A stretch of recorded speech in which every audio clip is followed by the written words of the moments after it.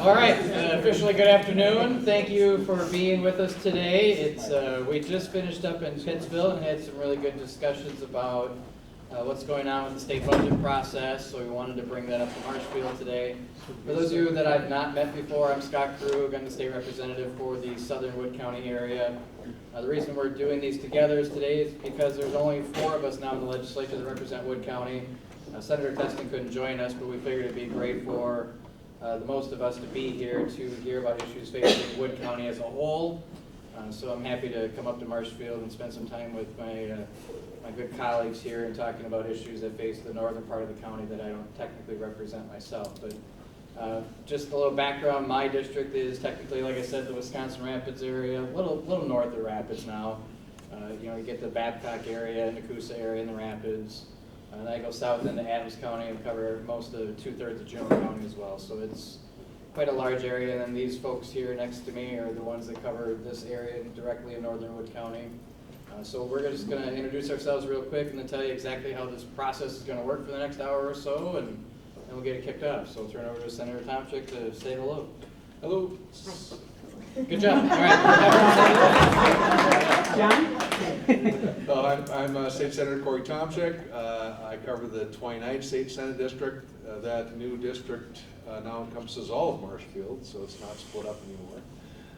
I cover the most of Marathon County, the northern half of Wood County without the city of Wisconsin Rapids, the northern half of Portage County without the city of Stevens Point, a few townships in the northwestern corner of Waupaca County, and a few townships in the western edge of Shawano County. I'm John Spiros, some of you know me.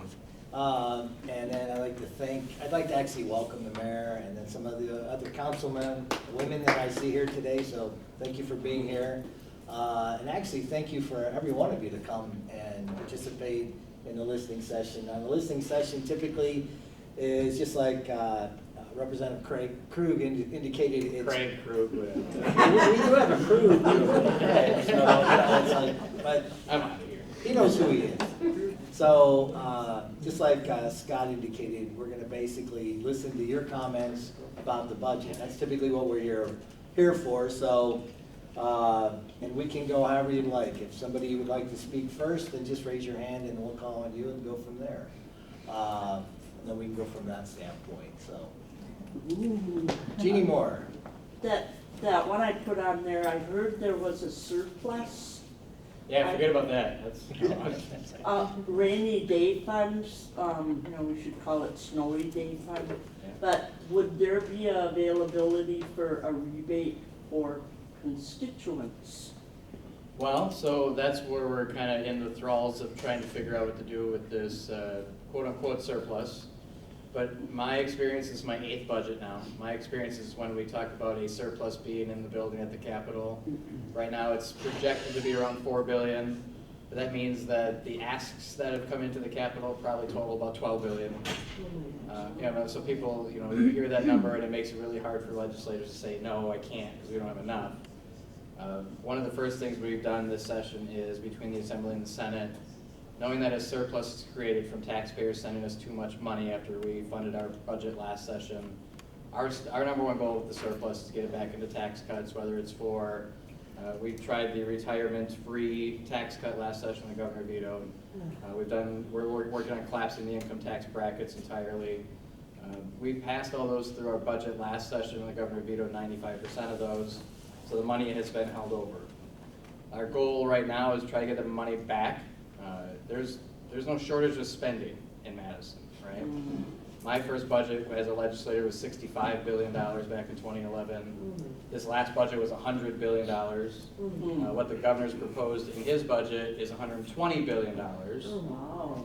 So we don't have a lot of money to spend on programs, right? Because the money that we funded the $100 billion budget with ended up with about $4 billion that we need to figure out how to get back to you before we even start this next document. If the governor doesn't accept those tax cuts before the budget, then we do have to figure out a way to get that money out of Madison. It does nobody any good sitting in that bank account. And it's got to be figured out some way, one or the other. So one of the ideas that was floated temporarily, I've heard, is some sort of a rebate. We'd rather get it back in targeted tax cuts, though. So a follow-up short question, if that's the budget in brief, who has to read it in long form? Yeah, it's about yay high right now. Whoa. So it's about 2,000 pages from the time the governor has introduced it. So the Joint Finance Committee, every budget cycle, Wow. Republican governor, Democrat governor, like, it's always right around 2,000 some pages. Joint Finance gets it down to about 600 pages, right? Because a lot of state budget proposals by governors in the state are policy-driven things that Joint Finance strips out, and we just try to get back to basics on funding. So everything a governor, Republican or Democrat, has said a budget's going to be, never ends up being that. So that's why we're here to kind of hear what you've heard in the governor's budget that you like, what you've heard in the governor's budget you may not like, and that gives us the fodder to go back to our teams and ask the Joint Finance Committee to either keep those things or to remove those things entirely. So yeah, it's usually about 2,000 pages. In the Senate, we're having a discussion about putting the money back in people's pockets. Is that a check? Is that in tax cuts? Tax cuts are a deferred thing. Whatever we do with the money, that we have to make sure what we do anywhere in that budget, what does it do subsequently down the line? If we create a program that has to be ongoing funding, well, we're increasing the spend in the years to come. And this budget this surplus is really one-time money. It's not been an accumulation. It's part of your tax dollars that came to us from the feds. So, I don't know where the Senate's gonna fall on that, but the houses have to be in agreement. And so, we get to talk about it. How come Wisconsin doesn't have a limitation on mayors or governors? Oh, you're talking term limits? Yes. Yeah, it's never been something that the Constitution's ever addressed in Wisconsin, so, Can we address it? I didn't hear the question. the question was, why doesn't Wisconsin have term limits for governor Oh. or anybody? I mean, we just don't have term Right. limits. Yeah. You guys too. Right, yeah, same with us, right? Yeah, exactly. I'm good with it. Yeah. I think in some form, there's a lot more pressure now to start addressing that. You know, I don't know if we'll ever get to that, but it would take the Constitution to have to change. Yeah. And obviously, we've been no stranger to amending the Constitution in Wisconsin. You need a governor that gets there and says, yeah, I don't want to be here forever. 'Cause some of them get there and go, wow, this is a good gig. See, and that's the way I see Evans as being, especially with his quote unquote changing the names of women that have babies, calling them inseminating persons and marriage. The government is spending money to put that into the legislature to change the names of what we already know, a mom, a dad, a child. You know, there's like Trump said, there's only two sexes, male and female. And yet Evers is pushing this inseminated person, yes. Well, that shuts Governor Evers. He just spent a lot of money and spent his staff time. And It's that's not going ridiculous. That's not going to. And I hope next election, if he runs, he gets voted out. Because I voted That's more twice. determined by you than it is us. I voted twice for Walker. And I was very disappointed that he conceded to Evers when they had that runoff.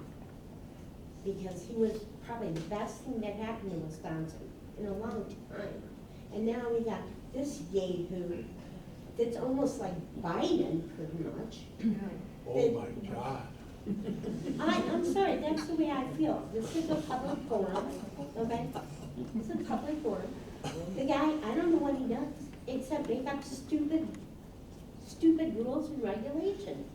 And then we end up paying with our tax dollars, like you guys were talking, all this stupid stuff. So I've always said this though too, it's like, when I got elected, I beat a 40-year incumbent, right? But that 40-year incumbent had to run 20 times, right? And every 2 years, he has to be up for re-election in front of his constituents for them to decide whether he went back or not. And people sent him back 20 times. No. So as much as we can say we don't like this or we want to do this instead, it's still up to you to be in your neighborhood talking to people whether you like somebody or dislike somebody. Term limits are not going to matter if we don't get out and vote the right way. So I take your point, but I do want to give everybody else a chance to. So So I'm on city council here, and every year we have been, since I've been on, 3 years, we have had to cut out of our budget. The 1 year, we did get more of the money back. That was so important. But last year, we cut out $1 million out of our budget, and anyone who's a Marshfield resident, you are all starting to feel that. You've noticed that we're not plowing as much as, you know, we are. You've noticed that the streets aren't as great as they used to be. You notice we don't pick up Christmas trees anymore. Like, every year we're cutting services. The library's not open on Sundays anymore. We cut out an hour out of Vanderhay Waters. Like, all of these things are things that you guys are noticing. And it's because we have to cut out, and next year is projected, we're cutting out another $1 million. So every year, we are cutting out more and more services for our citizens. And I just wanna know what you guys are doing to work on not just like cutting taxes, because every time taxes go down, we're cutting services because we have nothing else to cut. Are you bringing money back to Marshfield? Are you lowering our expenses anyway in any of the regulations that cause us to spend money? Like, what are you working on right now to help our budget season in Marshfield? And to piggyback on that, they've even cut staff. Oh yeah, we've cut staff. It's I mean, not we are just cutting. our services, What it's company also are you with? staff. City of Marshfield. Oh, you're from the, so you're on city council? Yes. Oh, well, we'd have to go to the meetings then. No, but we get money from the state that comes to us. So I'm just asking, what are you specifically working on right now to help this city? Because we are really struggling and we're getting like. What do you suggest? Well, we have Jordan who has something, but I mean, someone already went to John Spiros and asked him if he could help with a bill that we would not have to put notices in the newspaper. We could use we spend so much money on a regulation that says we Yeah. have to put notices in the newspaper. Last year, we spent about 16 grand on publications for the newspaper. And And that's it's just one of those things where it's like, we could really reduce that if we could put out notices in a different format. So web posting, some public format. But I thought we had that bill. I thought. We still have to follow it. So we can follow up to, we're Yeah. Yeah, I would city say officials, so. we can talk Pretty sure we offline passed as it. well. Yeah, pretty sure we passed it. We Did need more Governor money veto for, that? we need more money for roads, we're trying to. I will tell you, I'm the chair of transportation in the Senate, and I am lobbying for some of that money to go back into transportation. That'll go in this 2-year budget. That money won't be there in the next 2 years. So, you know. But if we fix a road, hopefully it's 20 years long. I will say that for the citizens of Marshfield, every single road that we're fixing, we're either getting money from the state, the federal government, or we as a city are borrowing the money. And then on your taxes, you are not only paying back that money, you're paying the interest for the borrowing. Right. That's how desperate we are for money. Right, that's not right. Well, So- So the city council can vote to raise more money. Yeah. We can't, we have a tax levy. We can. We have, because the state has a levy on our taxes. The only way we raise taxes is if we have new construction, which is also a terrible way to strangle our cities. Well, one of the problems that you had was with the local road improvement program is that the city didn't spend enough. So what happens with that program is you have to spend more. If you spend it down, then basically you don't get as much money. That was one of the issues, and that's a city issue. It's not a state issue. And I think you were at city council when you guys were voting. What's the deal here? I mean, are you here to debate me? I'm Are just you- saying- No, I'm no. just saying that we Listen, need more money. Wait. Are you here to debate me, or are you here to talk about the budget? I'm just Okay? saying No, that, but it yes, sounds like you're debating me. the city council at that time, when Yeah. they did not raise taxes, because people say we don't wanna raise taxes, that did hurt us now. So I'll say, like last session, we passed the first change in our shared revenue program in 40 years, right? So the shared revenue changes, and I'm trying to pull up the polls, I'm trying to run the runs right now, but I'm in the basement of the old library. So it's not really playing out as much as I'd like to, but as much as you talk about having to cut $1 million, if I had to look back, I remember Wood County got about $600,000 in new revenue from the new shared revenue bill.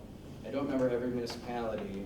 There's a huge influx of new shared revenue, right? And that's for the city council to decide best how to use it.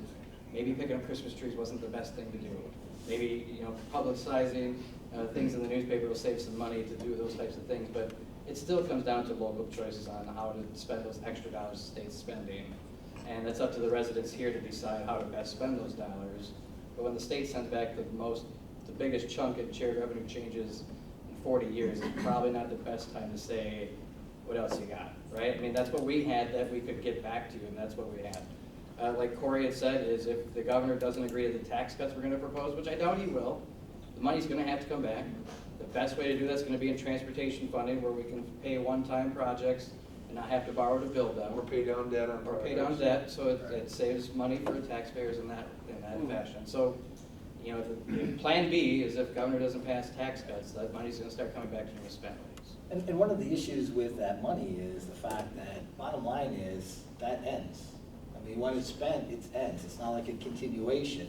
So you can sit there and you say, we have this money, so what are we doing about it? But it ends, it doesn't continue. I mean, even in the governor's proposed budget, like Scott said, you know, he proposed $120 billion, a 20% increase, which would basically create 1,300 new GPR funded positions, raise taxes by $3.7 billion, and that's not even taking into consideration the $4 billion that we have. So we're having to look at all that as well. And Natasha, you know, from my standpoint, it's, you know, with the shared revenue was a big deal. And that's, I mean, we sat here and we approved that last time. We'd like to see more money come in, but it really is gonna have to be on the shared revenue or on the programs. And the LRIP program is one of those programs that it is over time, and it's what you spend over time.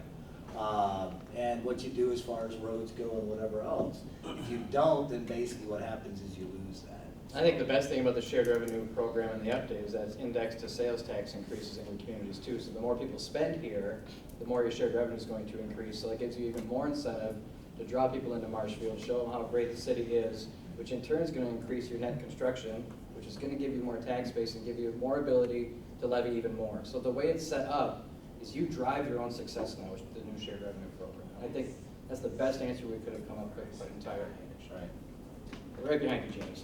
I'm Ann Stebney Rowe from Marshfield, and I'm concerned about school funding. We had the Mauston School District that almost closed this last year. And the private school vouchers have dug into the public school funding as well. Back when the caps were put in place, there was a promise by the state of 100% funding for special needs programs and 2/3 funding for general education, which has fallen short of that. We're at 2/3 now. We're at 2/3 overall funding from the state for public education. Well, Most communities are probably 70% or more.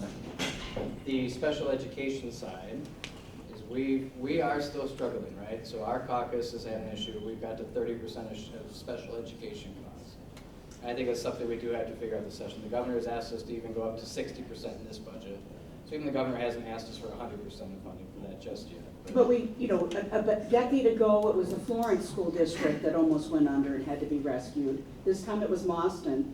And so the Constitution of Wisconsin guarantees public school education for every student, and it's not happening.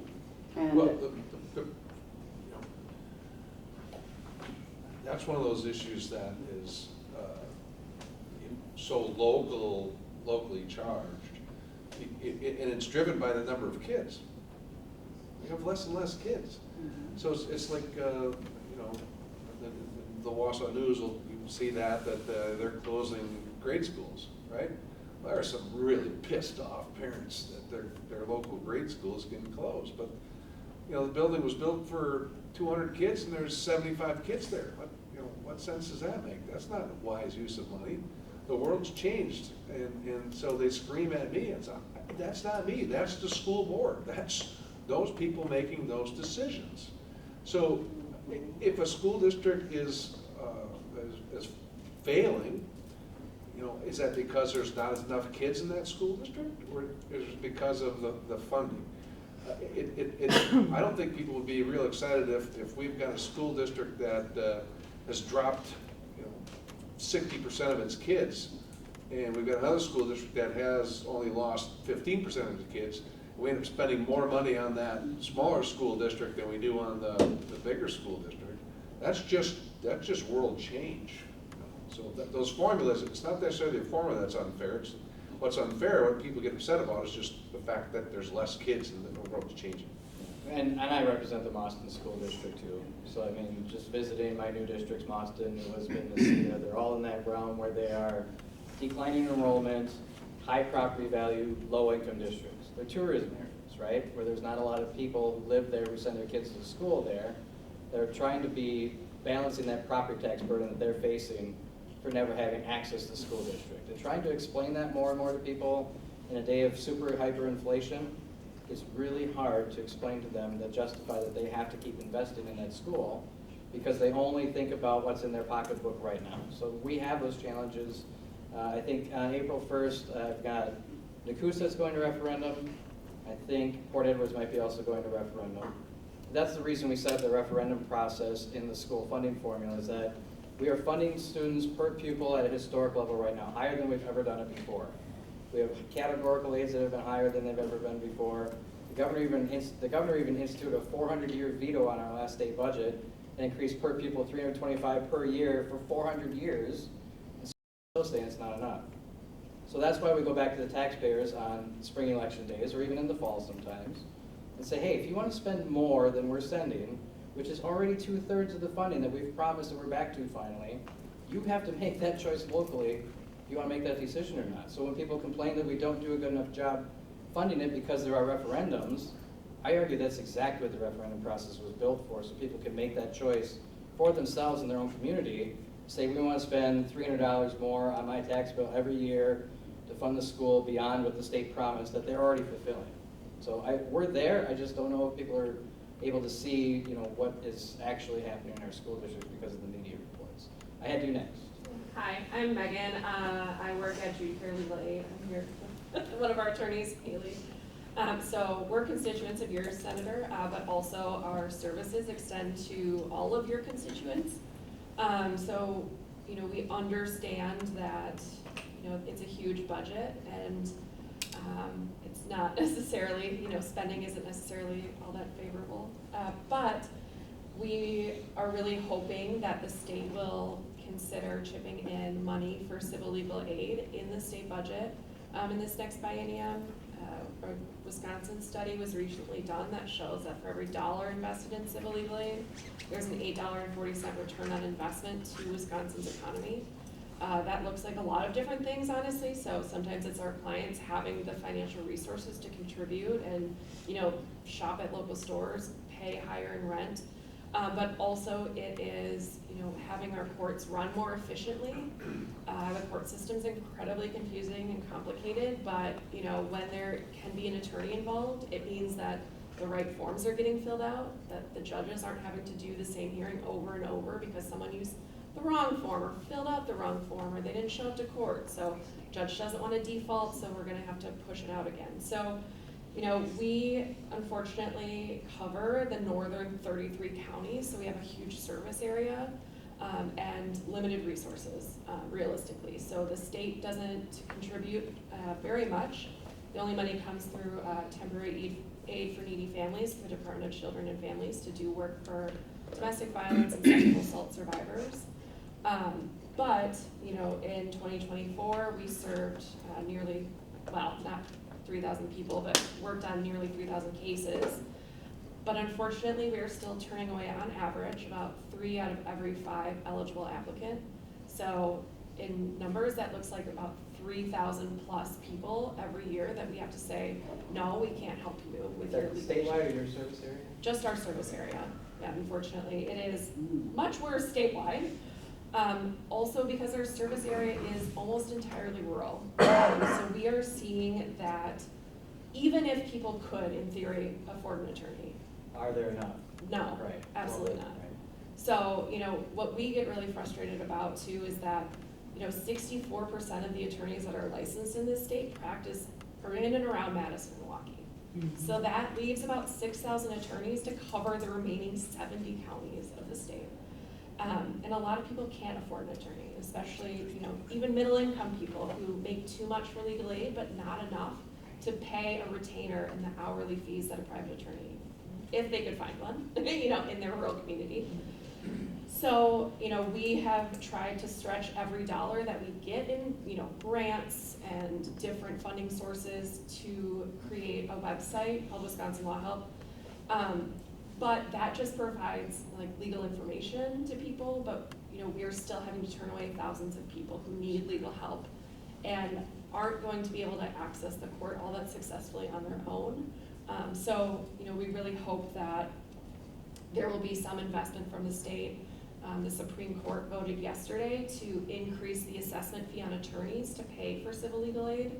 But they made many a comment that it is also the responsibility of the state to pay for these services that are being provided to low-income people who desperately need help. I'm supportive of your work. I think you do great work. I'm also supportive of the Aging Disability Resource Centers. Is there going to be investment there? I can't guarantee it. I think so. Know that I support your work. Know that I value what you do for people in the community. We just got to hash it out. Where are the cuts? I shouldn't say cuts. People get upset about cut, but where are we going to cut the pie to divvy it up? So that's the fun that we get to do. To here, and then we'll get over, sorry. Good afternoon, I'm Tracy Schlegel, Representative Spiro Sadler in Rib Mountain. Senator Tomczyk, I'm the Executive Director of NAMI Northwoods, which is based in Wausau. What was the organization again? NAMI Northwoods, we're an affiliate of the National Alliance on Mental Illness. Okay, yep. I'm not here to start trouble, I'm actually seriously just looking for information. When you brought up education, is there an approach in the budget to consider the large cuts from the federal government, with the Department of Health and possibly with Medicaid and Medicare? No? I just keep bombarded with, we're going to cut Medicaid, we're going to cut Medicare. I don't know we're going to cut Medicaid. I don't see that happening. Well, on the Energy and Commerce Committee, which oversees the funding for Medicaid and Medicare, their budget is $1.2 trillion a year, and they're being asked to cut $880 billion. So then half of above $880 billion has already been spent. So the math doesn't math that they wouldn't make cuts to it. And my interpretation, just my interpretation, Right. is that the intent then is to privatize or turn it over to the states, which we've seen decisions by the administration turning things over to the states. And I guess, my thought is this in the back of anybody's head? Because Medicaid, in Marathon County, Medicaid contributed more than $250 million. I think in Wood County, it's between 70 and 90 million. And Portage County, I think, is 60.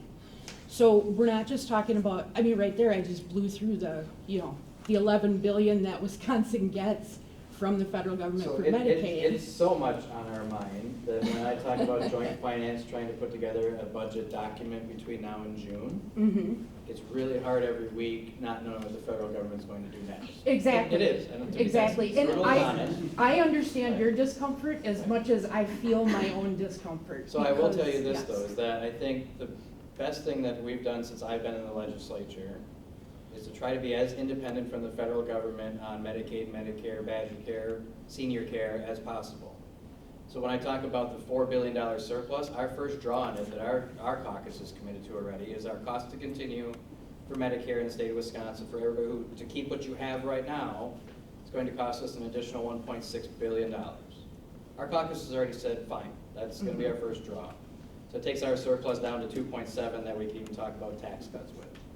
So, what we've created in Wisconsin, Badger Care, Senior Care, all those other programs and the eligibility that we have in place, if it's in Wisconsin right now, our first draw on our surplus is going to be our cost to continue to make sure that the impact from DC is going to be less on Wisconsin than it can be. So think of this way, though, too, is that if the federal government cuts agencies, cuts bureaucracy, cuts spending, that means they're also not getting money from the states. We're not taking our money and sending it to DC because they don't have those agencies or departments or programs. That money will stay with us. That money stays in our budget.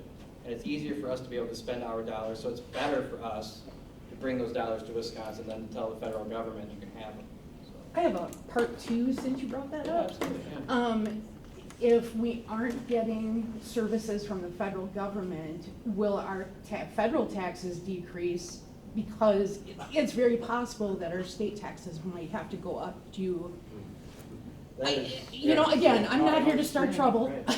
Well, That's, I just, I'm just looking for information.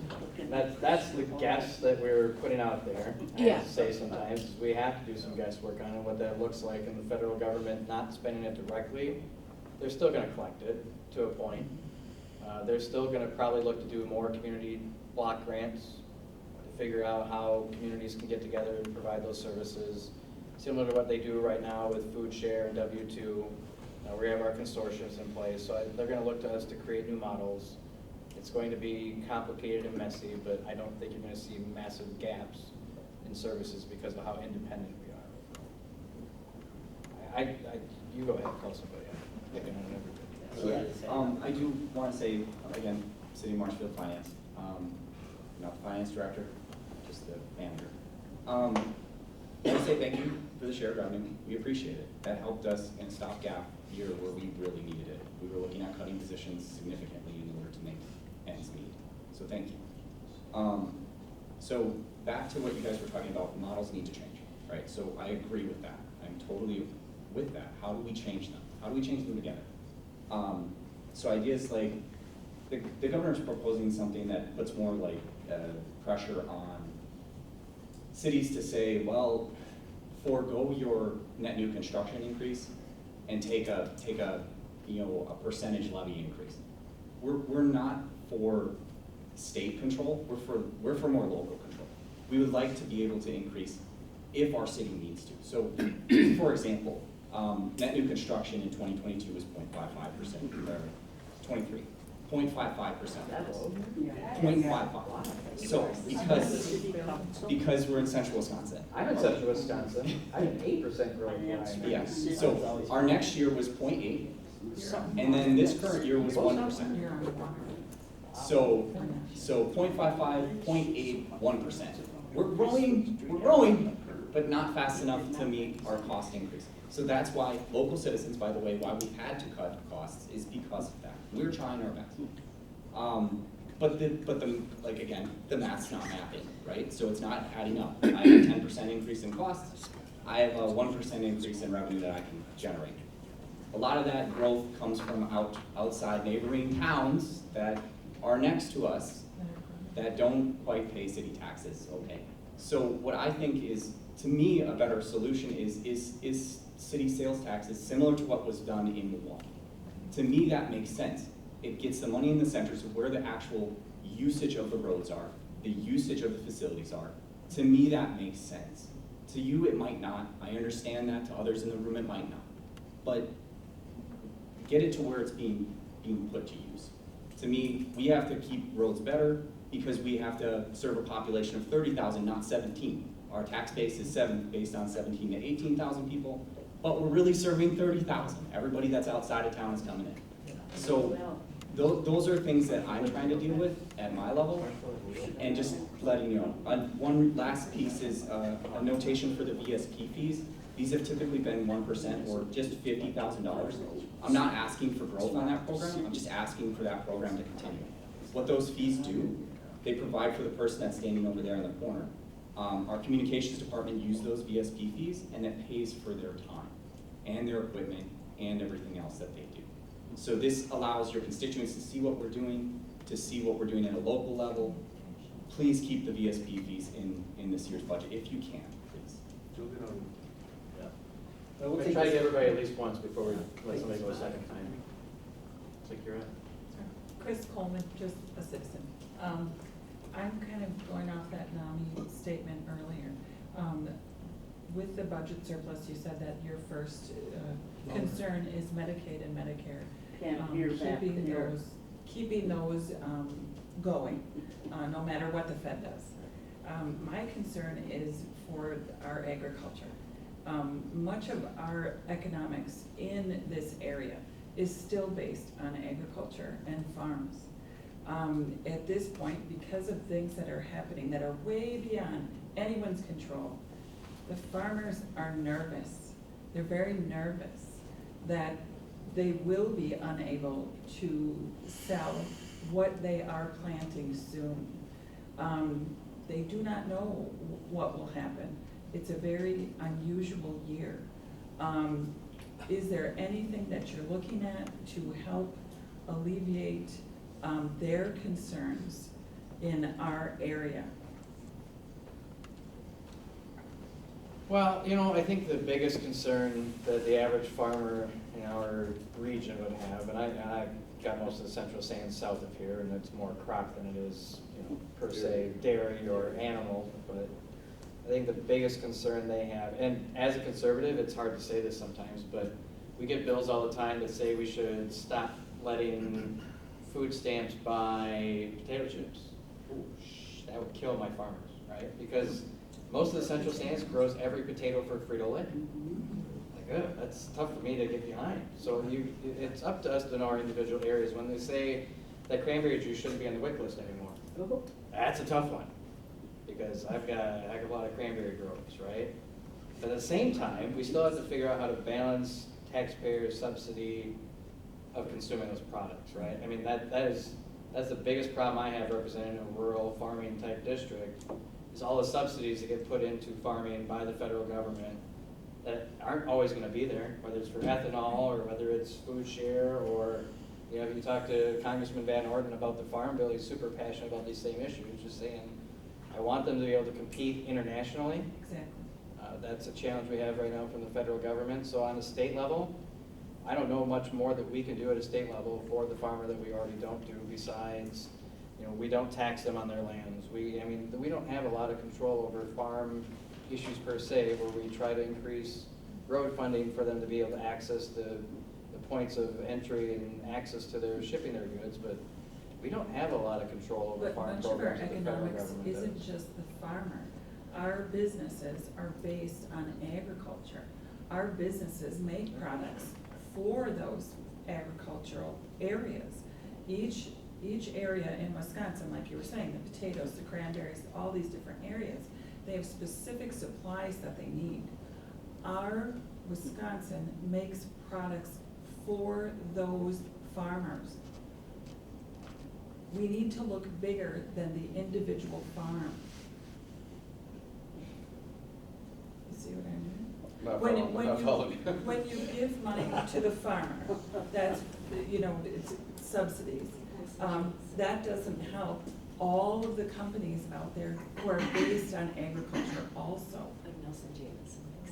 Right. I know, besides directly giving a farmer more money, the best we do in Wisconsin is help them keep their margins to a point where they can operate, where they then have to go to a Nelson Jamison, or they have to go to Northern Irrigation to get their center pivots installed in the central sands. Keeping them in operation is one thing, but directly funding them is probably something we're not gonna get to. And Nelson Jamieson's international anyway. Well, It's right. not just here, it's not just around Right, here. most of them have to be. And that's the biggest thing we have to do, is try to figure out how to keep markets open for them. Exactly. So that's the struggle we that's have with the- federal policy right now. And like milk prices aren't controlled here, they're controlled in Chicago. So Right. if you don't control that, a lot of things from the farm are mostly federal, so that's what makes it, difficult from our end. Always have to help ag. We're looking at it from different areas. Marathon County wants to put a new ordinance in, and things like that they're bringing us to the table. Or windmills or solar, and there's issues that way with some of them. But we typically, at this time, we hear from a lot of different groups. And I know yesterday was one of the co-ops. And I've had I know the Farm Bureau's been in and other things, but I don't hear anybody at this point really saying that, they're running for another state or anything else, or that they're not getting what they need. So I haven't heard that yet, so. Keep your ears open. I saw some in the back, and then we'll come back towards the front again. Hi, Nick Paschal. I represent, I'm on the Utility Commission here in Wisconsin, in Marshfield. And we missed you guys when we were down in Madison last month. Talked to your staff back here. And hopefully they pass the information along to you, and I hope you'll support keeping power reliable and affordable for the people of Marshfield.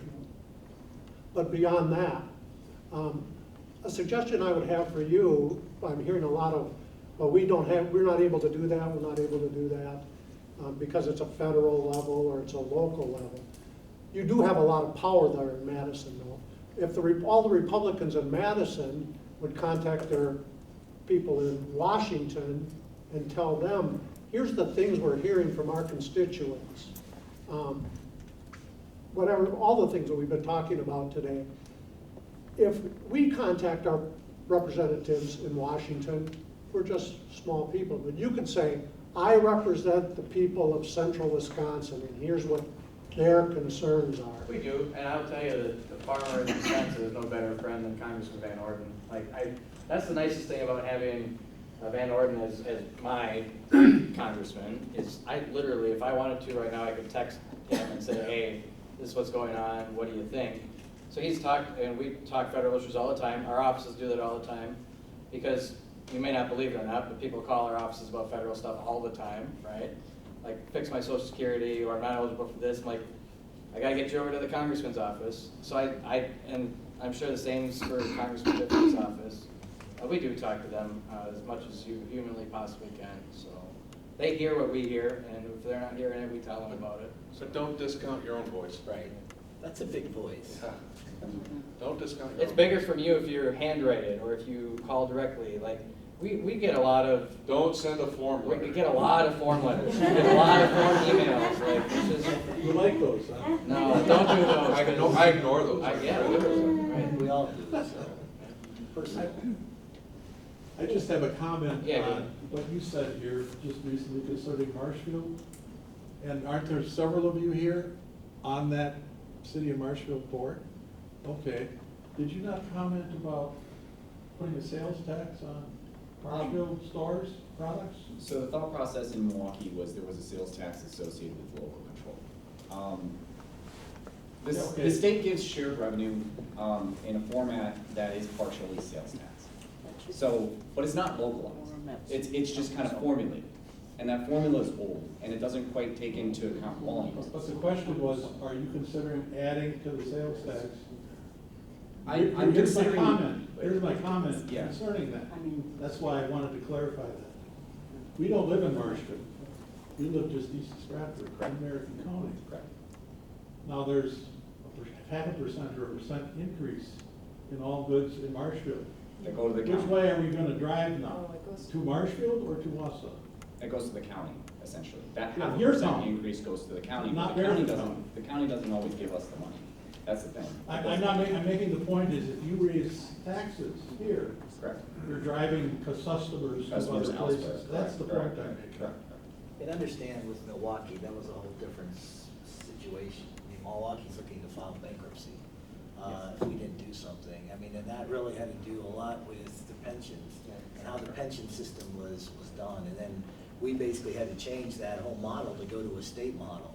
And they agreed to that, and they agreed to other things. But part of that was so that we can get them back up to where they can actually succeed. We did that for the county, for Milwaukee County, and for Milwaukee. That was really, typically, those are not things that we discuss too much. I mean, it's not a fan favorite, I'll tell you, from the legislature. I will agree. I know that everybody's probably looking at me like, oh geez, this guy wants to raise taxes. No, I get it. It's not, no, because other states, their models are very similar. Their models are state, county, local. You go to Minnesota, check your tax bill, or your bill off of your receipt, see where your taxes are going when you go shopping. So one of the books I all right, I'll get us back on track here. So one of the books I brought with me today is called the Tax Exemption Devices. So these are all the things in the state of Wisconsin that could be taxed that are not taxed right now, right? So on a given year, we've got about $3 billion of goods and services in our state that we forego sales tax on because somebody had a great lobbyist at some point saying, hey, we shouldn't collect sales tax on that. So like if you go sun tanning, And you still got a tanning studio in Marshfield, don't you? Yeah. I thought there was one Couple, there. yeah. I used to live here. Okay. And long story, anyways. All right. So if you, yeah, right. If you go to the tanning's place and you go and you buy some suntan lotion to go into the booth, you gotta pay sales tax on it. If you go to pay for the service to suntan, it's not taxed. It's like, why, right? So when I go through the tax exemptions book, these are all available on Department of Administration's website, by the way, if you really want to dig deep on some of these things. Like, we exempt so many things from sales tax in our state that we don't need to increase our rate. We need to get rid of some of these exemptions, and that's the problem. Like, food will always be exempt, right? Some services can be exempt, but there are some things in here that somebody came in the 1970s and said, hey, let's not collect tax on this anymore, and it has cost the state too much money every damn budget cycle. So this is probably the most important book. If you ever get a chance to go on Department of Administration's website, look at tax exemption devices, those are the things you should come to us and ask us for, instead of the ability to raise your rate or to have a local sales tax. Say, hey, get rid of the exemption on this before we do that. So then be careful that we're not accused of raising taxes. Well, that's the thing, because we're going to right size. What else would it be though? That's what it would be. In the back. Sorry, I'm sorry. You're next. That's the conundrum, right? Can you not do that on your own? You have to wait for one of the residents of Wisconsin to come to you and say, I got that book and I've been looking it over and here's a list of things I'd like you Yeah, you to know, address. we do try to pick those out, but the best ideas come from you, right? I mean, if I don't know what is bothering you or that you haven't consumed the information that I need you to give me input on, that's why I try to give you as much access to the information as possible so you can tell me. Because I'm not an expert. Like, there are certain areas that I know enough about, but I am not a tax and finance policy kind of guy, right? I mean, there's others on the Joint Finance Committee that might be. And you gotta convince the rest of your caucus. Yeah, I got Just one guy out of, And after I convince my caucus, I gotta take it to the Senate. yeah, they're That's terrible. tough. No, sure. But I mean, those are the things we rely on most, is your input to tell us, like, hey, I was having to look at this. We get constituents to do it all the time, saying, what about this? And that's where a bill comes from. That's where public hearings end up happening. That's where savings happen. So when people talk about the concerns they have with Doge and all those types of things, this is a great Doge type project, right? Tell us what taxes you're okay paying and which ones you're not. Because most of the constituents I talk to say, I'm fine if I pay taxes on that or the other thing, just tell me what it's gonna be. So it's not raising taxes, but it's actually right-sizing our system. Like, if we can figure out a way to get rid of so many exemptions, we can decrease the property tax burden. If we can get rid of exemptions, we can decrease your income tax rate, because we're actually getting the money we need instead of foregoing all the money that we should have. Let me get yours and then we'll get around the room. Oh, sorry. More of a concern, Adam Specht, I'm just a citizen.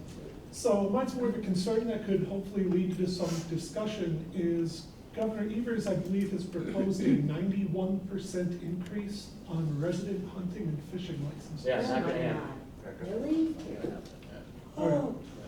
I understand that there are like. Non-resident, sure, I could see that. I know that there are things that do need help out there, and there are declining numbers of hunters. Being a hunter, I see it. I can go drive around the public land during opening weekend of gun season and nobody's out there, but I don't think a 91% increase is going to help those numbers. We agree with you. Not on the Assembly or the Senate side. That's the easiest one so far. All right, 2 rows behind you. Yes, my name is Haley Bjorn. I am an attorney with Judicare Legal Aid, and I was hoping to share a Wood County client story to illustrate the kind of work we do. When I met my client Laura, she was in her early 20s, pregnant, and she had just filed for divorce from her abusive husband. She was seeking Judicare's help because she wasn't confident in standing up to her abuser. They had gotten married fairly young, and throughout their relationship, he had repeatedly sexually assaulted her. As the divorce process continued, my client became more confident in her ability to advocate for herself and what was best for her children. And this is important because often abuse victims will end up having their divorces dismissed and reconciling with their abusers because the process is so overwhelming that they can't see a path forward. The parties were able to come to an agreement and get divorced, and we were able to ensure that the agreement included Laura having more time with the newborn, to prioritize breastfeeding, a transition schedule she was comfortable with, and that exchanges of the children did not take place at the opposing party's house where Laura had experienced the abuse. And this was really important to ensure that she felt safe moving forward after the divorce was finalized. Thank you. Those are the things that we like to hear more than form letters that we get into our offices, so I appreciate that. In the back, this should probably be our last one, depending on how much time we have. Well, maybe you two. I'll be super fast. So I just wanted to say that the return on investment when we invest in childcare is stated right now to be $7 to $14 for every dollar invested in childcare. And in some places like Washington DC, they actually did a tax hike and their return on investment was 23%. So obviously it's something that we need to invest in. I know we talked already earlier, but do you foresee anything at all being in the budget for childcare, or do you foresee us needing to follow more paths of like trying to write different bills and things like that to change individual items? So I think, we had a really good discussion about this in Pittsville too, so I'm glad you were there to go through it with all of us, and it was probably the thing we took the most notes on, so your story was incredible. Just for the benefit of everybody is, depending on how this budget process actually works, like there's a possibility that we do this in smaller bills as opposed to one big bill. And I think that might be the trend we're looking at right now, is to break this up into smaller bills that say we don't agree on tax cuts, but we agree on childcare, or we don't agree on education, but we agree on transportation. I think we're probably going to see smaller bills as part of this process, and I think it's where this childcare idea that we're working on might come into play, where you'll see that lessening some of the regulations that Senator Tomczyk had talked about in Pittsville, trying to increase some of the decoupling of 4Ks towards childcare instead of the reverse, trying to help figure out how to fund mental health at the county level versus the school level. I think you might see more of that in individual bills than you would in a budget bill per se, because that's just going to end up being a number. If we want to change policy, we're going to have to do it outside of the budget. Yeah, so I guess that's kind of my question is like when we now are trying to advocate to move forward, are we kind of wasting our breath advocating for something going in the budget, and we should be advocating more in the other direction? I think we should advocate outside the budget a little bit more. The only number we could throw into the budget is for anything that's existing right now, and that's just throwing money at the problem that exists. And I don't know if that fixes anything. So that's why, like we talked about earlier, is I'd like to find ways for us to be creative, innovative outside of the budget, because we're not going to be able to create a policy in the budget, knowing that whatever policy we create in that document, the governor's going to have line item veto authority over, and it'll change entirely, and the legislature's probably not going to go along with it in the budget for a policy change for child care. Don't stop advocating for yourself. Well, I won't shut up. Amazing job. Right? Government, I'll say this, government by the people, for the people, does not happen unless the people participate. If the people don't participate, you get government by somebody else, for somebody else. Right. So advocate for yourselves, call the offices, don't send the form letters. I just Speak have- up. Hold on one second. I'm Ryan Christensen, Superintendent for the Marshfield Public Schools. Obviously, as was outlined before, the funding formula for public schools is far too complicated. But I did want to be sure to highlight that special education reimbursement rate. For us here in Marshfield, that's the top priority on the state budget, and I think you'll probably hear the same from just about every school district in the state, because all kids, all school districts benefit from increasing that special education reimbursement. Thank you. That's great. Yeah, I think that there's some low-hanging fruit we can deal with. And for my rural schools, it's the low revenue adjustment. For some more bigger schools like Marshfield and Rapids, it's the special education cost. So I think if we can stay outside of the formula arguments, I think you'll end up being better off. So I appreciate that. That was brought up by the school board yesterday when they visited. That was the number one thing, so. May I comment one, please? Oh, yeah, well, you're the mayor, you get to do whatever you want. Give all these guys everything they want, how's that? Yes. We want to help you to make our state better. Right.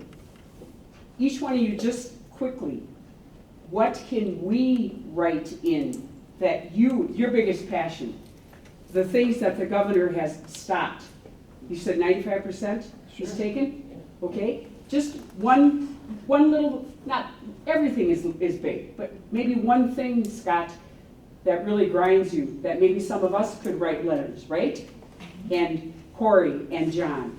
Just Don't even think about it, just something off the top of your head. Election reform is my biggest Okay, one. there you go. 100%. So what do you think of that, you guys, right? Yeah. I mean, that way we can all get together and Not everybody. give support for these guys, because that's one of the big things that they're gonna lobby for. So if we can help make that happen for them, and that's just one idea, and we have 2 more guys up. I'd like to see a flat tax. Other states around us have it. So far, our governor won't go for it, so. A flat income tax.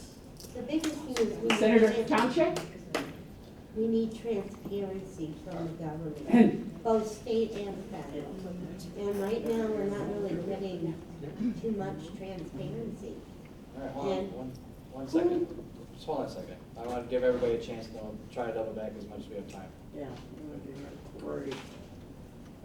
One of the things the governor's vetoed, is that what we're saying? Anything that you would like to help, what we can help you move forward with, something in your heart, that maybe we can put letters to and say, hey, listen, these constituents are with me, because there's certain things that you're gonna do more than others because you're passionate. Because this is why you guys are representing us, right? Well, I try not to bring all of my passion to the office. I try to listen. Right, but is there something that, You know, election strengthening, you know, strengthening how the elections are run. We have got the constitutional amendment coming up on April 1st, you know, stuff like that, making sure that people feel more comfortable with it. And you can be on both sides of that issue, say that. absolutely, We yes, don't sir. need anything, or we do need something. Well, if we're just making sure that more people have faith in the process, I don't see how that's bad. Right. All I want is to make sure that people know that the person coming to the polls is who they say they are, that they live where they say they live, and that we can actually count the damn ballots before Wednesday or Thursday. Exactly, yeah. It's not rocket science. Exactly. When I ran for mayor the first time and the second time, I don't want to be mayor. We are all mayor of the city. This is all our responsibility. So let's get together and solve some of these problems. Get some of these issues taken care of. Find some of the good stuff and make it better, right? Yeah, but unfortunately, you gotta deal with the governor, if he decides he doesn't like it. Well, he's gonna give me the red pen of death Of course he constantly, is. but Yeah, I'm of still course gonna he keep is. trying. Let's take that red pen away, okay? Yeah, we should, we might do that. Give me a break. I can stick around if you want to talk a little bit more, but I want to respect everybody's time because it's after 1. But I'll stick around if Thank anybody you wants to for talk. coming. So, Yeah. Thank you.